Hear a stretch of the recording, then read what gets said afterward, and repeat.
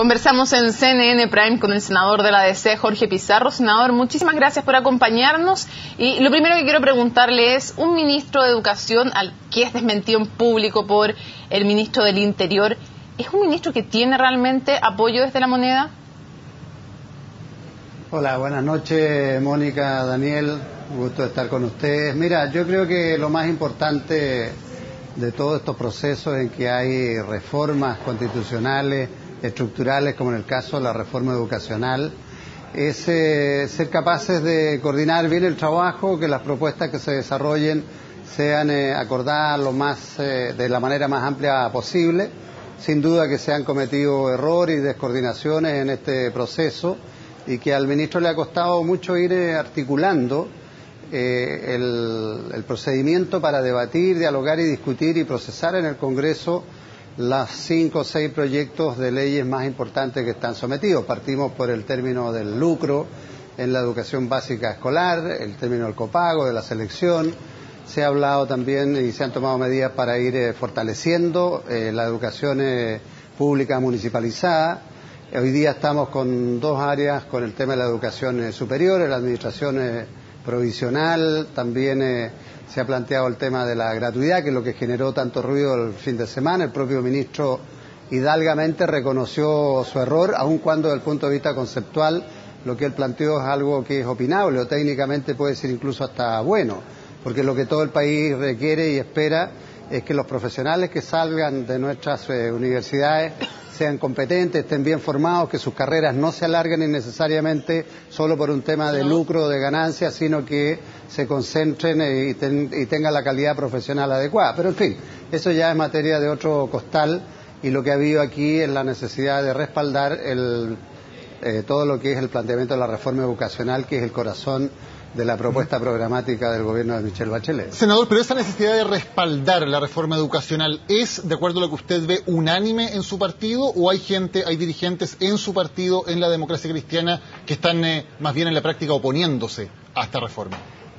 En mi partido la propuesta de reforma educacional es unánime, formó parte del debate dentro de la campaña de las primarias y de la propuesta programática, y también no se olviden ustedes que como Concertación, hace 2 años atrás, frente a este mismo debate, hicimos una propuesta de reforma educacional que es básicamente esta misma. Ahora, hay detalles, hay elementos accesorios al tema de fondo que han generado algún ruido, alguna discusión, pero no hay que quedarse con lo instrumental. Aquí lo fundamental es llevar adelante esta reforma que permita entregar calidad de educación en el sector público a todos los jóvenes que la reciben en el ámbito preescolar, básico, secundario y también universitario. Ese es el esfuerzo que nosotros debemos hacer. Y cuando hablo de educación pública, Daniel, estoy hablando de la educación pública a toda aquella que financia el Estado, es decir, la municipalizada y también la de los sostenedores privados. Senador, hay quienes quieren hacer caer al ministro de Educación para hacer caer también la reforma o retrasarla o demorarla, y si la respuesta es sí, ¿quiénes? ¿Desde qué sectores? Eso es evidente que es así. La derecha desde un primer momento se ha opuesto tenazmente a esta reforma. ¿Y por qué? Volvemos al contenido de la reforma y a los principios.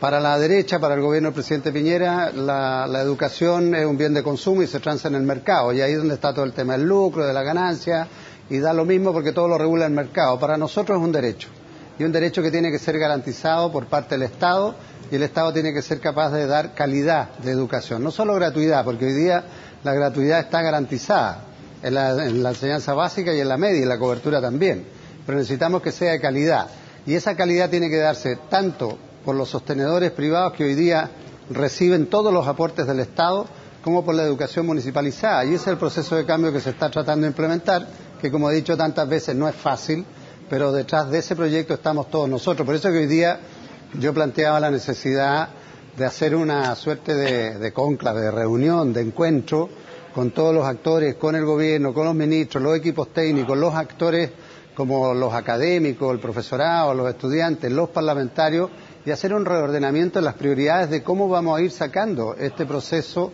de reforma educacional que es tan fundamental para que el país pueda avanzar realmente en igualdad y tener mayor estabilidad política, social y económica y un crecimiento integrado. Senador, usted hace una división diciendo todos nosotros estamos por la reforma y la derecha, en cambio, está tratando de retrasarla o de boicotearla. Pero, por ejemplo, una persona importante en el debate educacional en su partido, Mariana Elwin, ha sido tremendamente crítica de la reforma, tremendamente crítica del ministro Izaguirre. Ha dicho hace muy poco, el ministro Izaguirre puro mete las patas con lo que hace. ¿Están todos entonces dentro de su partido realmente cuadrados con la reforma y apoyando lo que hace Izaguirre? Es una opinión, yo no sé cuáles son exactamente los motivos por los cuales la ex ministra de Educación, Mariana Elwin, hace esa afirmación. Es evidente que el ministro en algunas cosas se ha equivocado, ha tenido la hidalguía y la hombría de reconocerlo. Hemos tenido ministros o ministras de Educación que nunca han reconocido los errores que cometen. Pero lo importante aquí es que lo elemental y lo fundamental es que nosotros tenemos un acuerdo. Y es un acuerdo del Congreso Ideológico en el partido, en el cual Mariana Elwin representó otra postura y perdió años atrás. Ese acuerdo implica el término del lucro. Y si ella está defendiendo el lucro, bueno, está en una posición minoritaria dentro del partido. Implica el término de la selección y el término del copago, porque es ahí donde está la raíz de la desigualdad.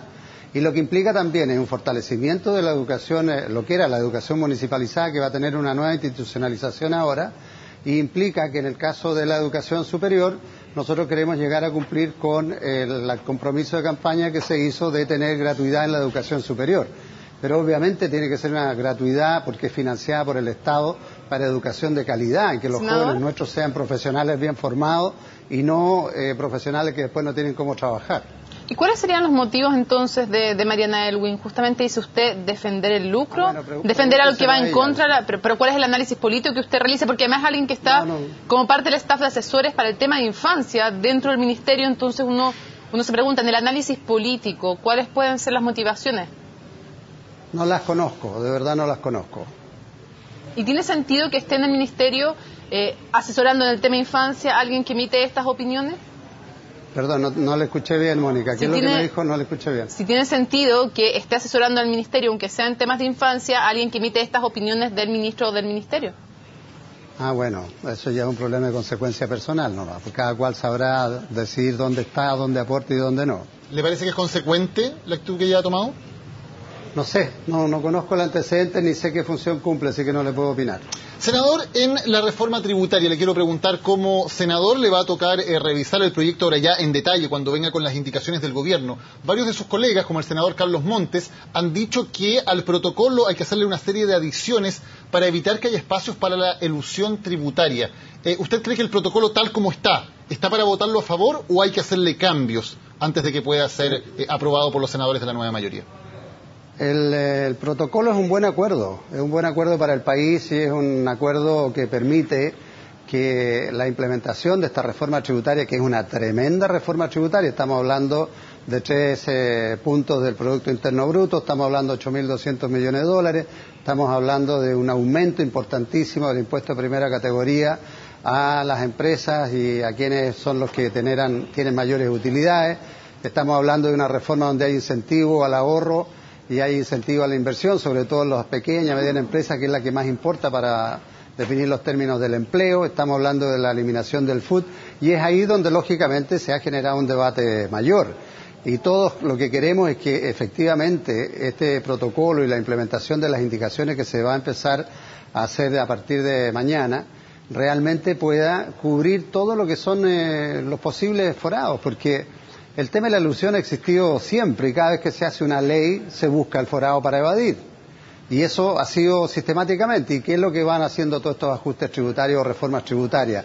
Ir tratando de cerrar esos forados para tratar de recaudar y que existe una justicia tributaria. Y en esto creo yo que el esfuerzo que se está haciendo es beneficioso para el país. Senador, para ir cerrando, si se hizo un acuerdo con la reforma tributaria, ¿debiera hacerse necesariamente uno con la reforma educacional? ¿La haría una mejor reforma si es que se logra ese acuerdo? Yo creo que en el tema educacional va a ser mucho más difícil llegar a un acuerdo con la derecha por las diferencias ideológicas que yo le planteaba recién. Lo tributario es un instrumento, es un tema de orden técnico, no es ideológico. El objetivo de la reforma tributaria es juntar los recursos para hacer e implementar la reforma educacional.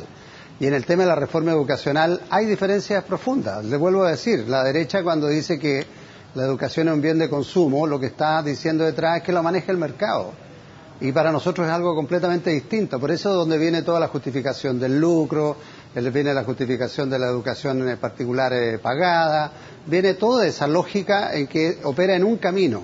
La gran mayoría del país opinó respecto de otro camino. Eso fue lo que se votó en diciembre, porque este tema de la reforma educacional es de la esencia del programa de gobierno de Michelle Bachelet, porque busca avanzar en mayores niveles de igualdad y de igualdad de oportunidades todavía para los sectores medios y los sectores más vulnerables del país.